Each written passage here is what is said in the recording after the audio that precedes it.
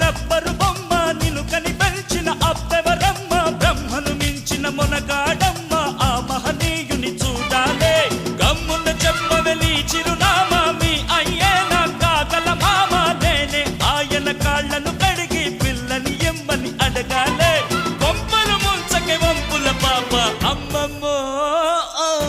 కళ్ళను చూస్తే కాళ్ళే వణికి కాళ్ళను చూస్తే కళ్ళే తిరిగి ఏమైపోతామో మత్తును రేపే మహారాణి కొత్తగా ఉందే నీ బాణి